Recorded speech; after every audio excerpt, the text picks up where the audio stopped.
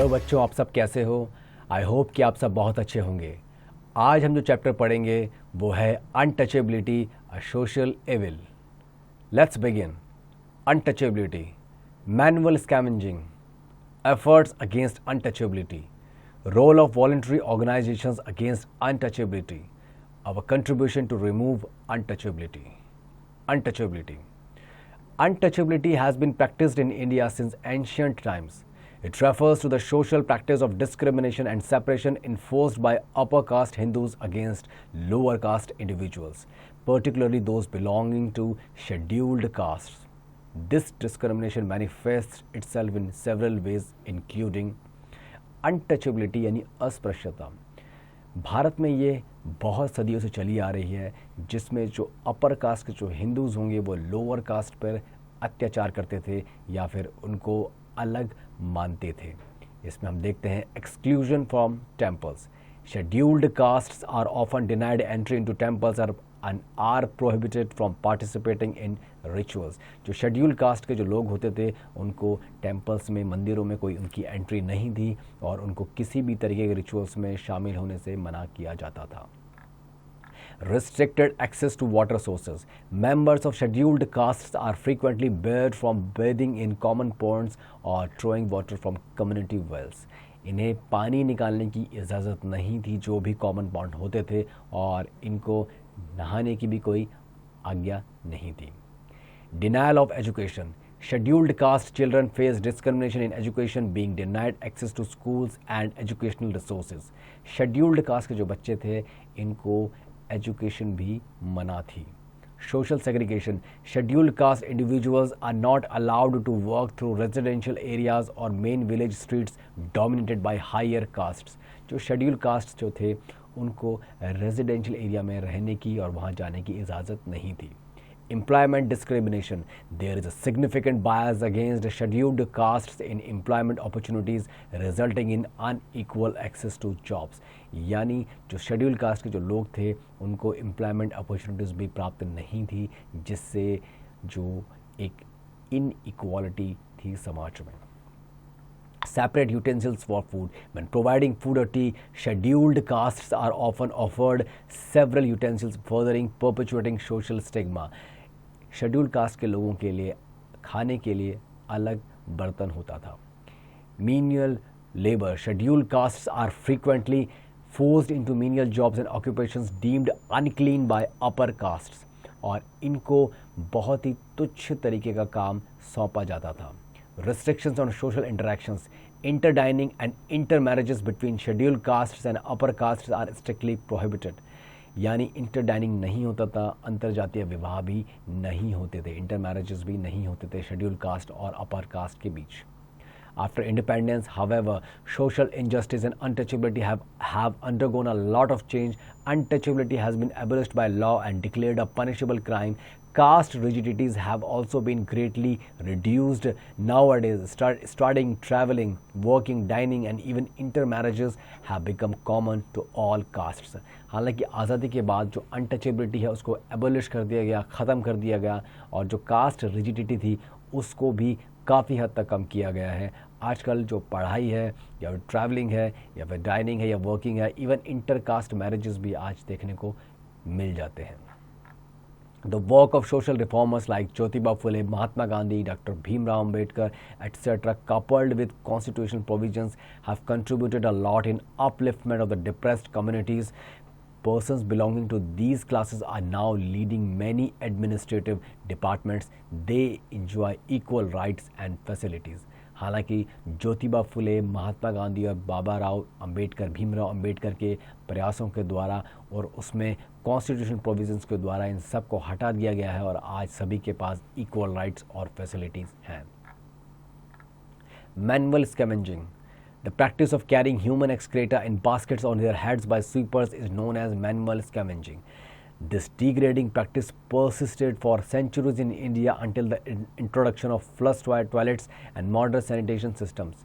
Manual scavenging is a shameful reflection of social injustice and has been widely condemned by human rights organizations which regard it as a violation of dignity and rights for Dalits।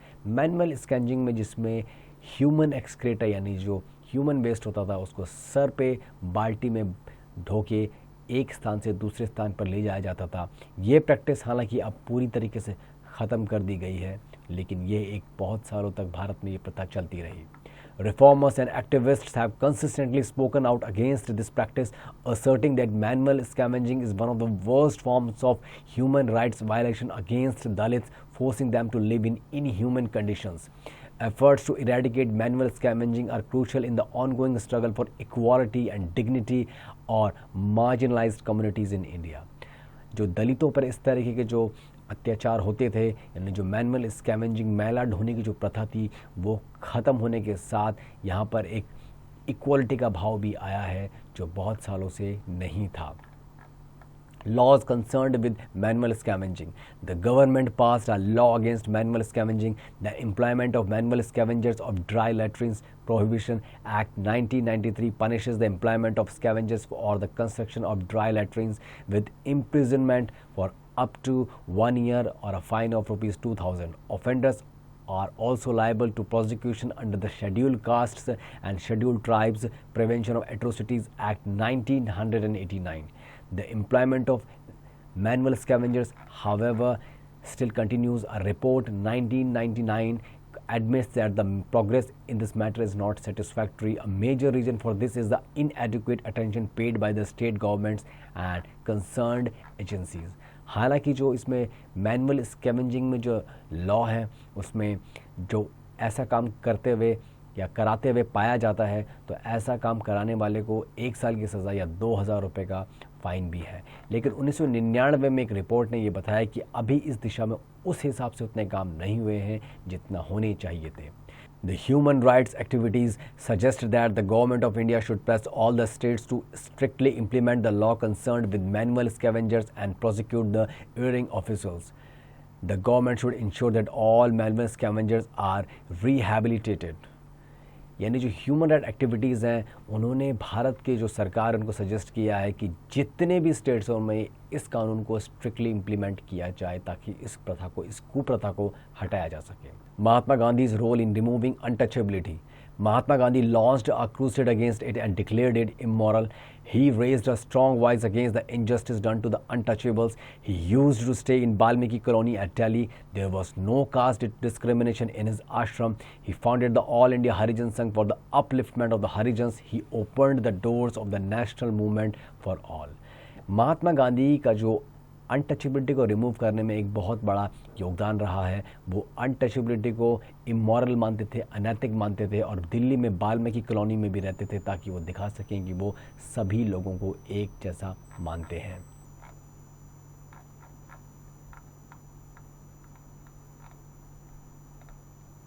The Harijans began to take an active part in the public meetings, demonstrations and satyagraha along with the people of other castes. Under his leadership, the Congress made the Harijans upliftment a part of its program. Gandhi ji के नेतृत्व में जो कांग्रेस है उन्होंने हरिजन upliftment का एक कार्यक्रम भी चलाया और जिसमें जो हरिजन्स थे वो पब्लिक मीटिंग्स में भाग लेते थे, डेमोन्स्ट्रेशंस में भाग लेते थे और सत्याग्रह भी इन्होंने इसके लिए किया। Efforts against untouchability. The right to equality as guaranteed by the Constitution of India assures that no citizen should be discriminated against on the ground of caste, color, sex or religion. Bharat को जो संविधान है वो ये ensure करता है कि किसी भी नागरिक का उसके जाति के आधार पर, रंग के आधार पर या सेक्स के आधार पर कोई भी डिस्क्रिमिनेशन नहीं होगा। Reservations have been made for the scheduled caste and scheduled tribes. जितने भी शेड्यूल्ड कास्ट और शेड्यूल्ड ट्राइब्स हैं इनके लिए रिजर्वेशन है। Untouchability has been abolished and its practice in any form has been declared a punishable offence under Article 17. Article 17 के under untouchability जो है वो ख़त्म की जा चुकी है और इसको एक पनिशेबल ऑफेंस माना गया है। Article 25(2)(b) states that Hindu religion institution meant for the public should be open to all classes and sections of the Hindu community. Article 25(2)(b) के अनुसार जितने भी जो हिंदू रिलीजन इंस्टीट्यूशन है वो सभी के लिए ओपन है। The Protection of Civil Rights Act 1955 declares preaching and practice of untouchability as a punishable crime. जो protection of civil right act 1955 है वो अनटचेबिलिटी को एक पनिशेबल क्राइम मानता है। The scheduled caste and the scheduled caste The Scheduled Castes and the Scheduled Tribes Act 1989 contains many provisions to prevent the abuse and discrimination of the depressed classes. Some of the punishable offences recognized under the Scheduled Castes and the Scheduled Tribes Act 1989 are, जो scheduled caste और scheduled जो tribe act 1989 है उसमें जो एक उसके अंतर्गत कौन कौन सी चीज़ें हैं। पहली चीज़ है फोर्सिंग अ शेड्यूल्ड कास्ट और scheduled tribe member to eat और ड्रिंक इनएडिबल सब्सटेंसेस, यानी किसी भी एससी और एसटी जो वर्ग से जो बिलोंग करता है, यानी एससी और एसटी किसी व्यक्ति को आप कोई भी इनएडिबल सब्सटेंस नहीं खिला सकते, नहीं पिला सकते। Dumping waste, feces or any other obnoxious matter in the premises or neighborhood of a scheduled caste or scheduled tribe, यानी शेड्यूल्ड कास्ट और शेड्यूल्ड ट्राइब के आसपास के उसमें इलाकों में आप कोई भी वेस्ट को डंप नहीं कर सकते हो। wrongful occupation or cultivation of land owned by a scheduled caste or scheduled tribe, wrongful occupation of cultivation यानी किसी भी उसका कल्टिवेशन ऑफ लैंड नहीं होगा जो शेड्यूल्ड कास्ट और शेड्यूल्ड ट्राइब के पास है। Interfering in the enjoyment of rights over land premises of a scheduled caste और scheduled tribe, there will be no interfering in the enjoyment of rights over land. Forcing a scheduled caste और scheduled tribe person not to vote और to vote for a particular candidate, यानी SC ST के किसी भी member को किसी भी व्यक्ति के लिए वोट करने या ना करने के लिए बाध्य नहीं किया जा सकता।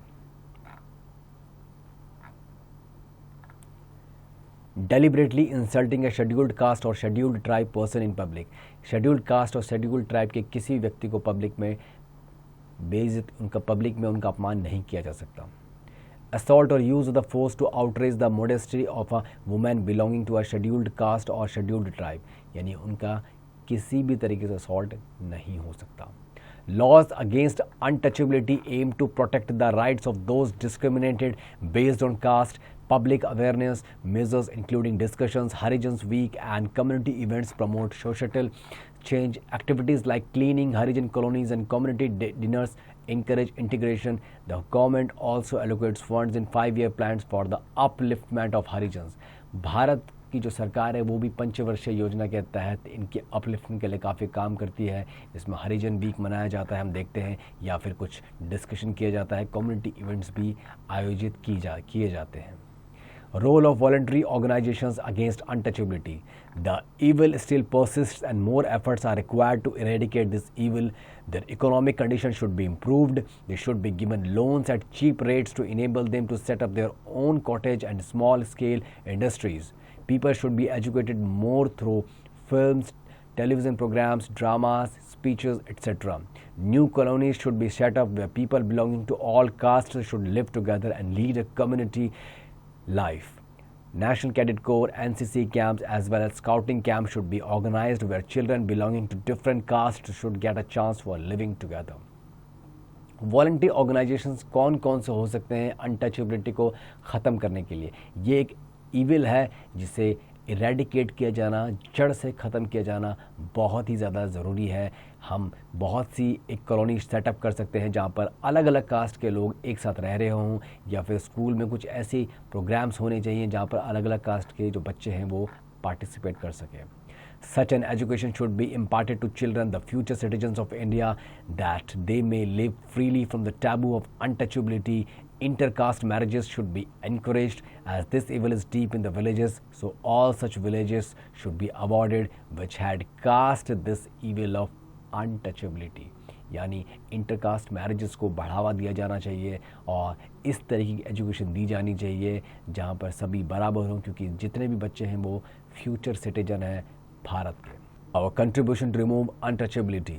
We can do a lot to remove untouchability from our society. The most important way to prevent exploitation of Harijans by the upper castes is to take concrete steps to help the Harijans improve their own financial conditions. हमारा क्या एक योगदान हो सकता है कि हम untouchability को हटा सकें, उखाड़ सकें। Children need to be made aware of the harmful social practices such as untouchability. Much can be achieved by creating feelings of brotherhood and removing caste prejudices from the minds of future generation. यानी बच्चों को बचपन से ही ये बताना चाहिए कि जो अनटचेबिलिटी है वो किस तरीके का इनजस्टिस है अगेंस्ट द शेड्यूल्ड कास्ट और शेड्यूल्ड ट्राइब।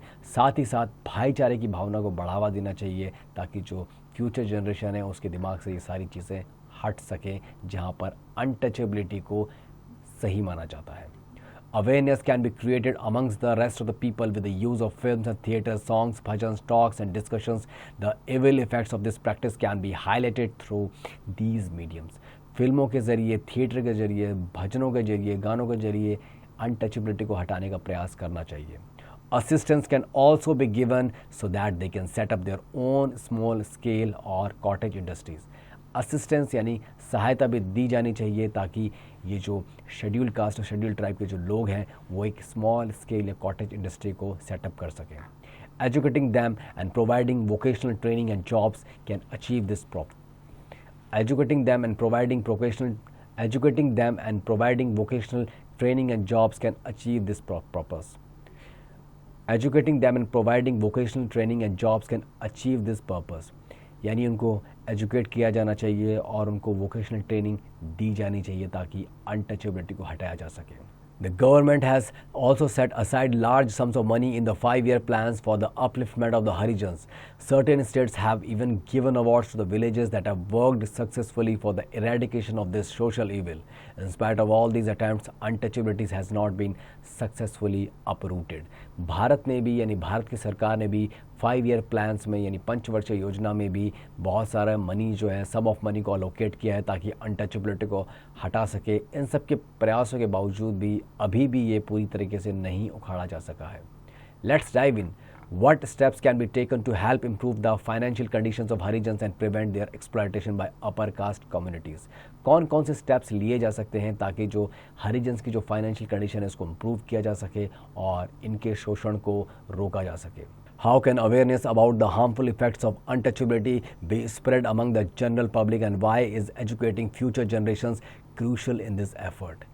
किस तरीके से अनटचेबिलिटी के जो हार्मफुल इफ़ेक्ट्स हैं उसको बताया जाना चाहिए, एक जनरल अवेयरनेस फैलाई जानी चाहिए और फ्यूचर जनरेशन यानी जो बच्चे हैं उनको इस बारे में क्यों एजुकेट किया जाना चाहिए।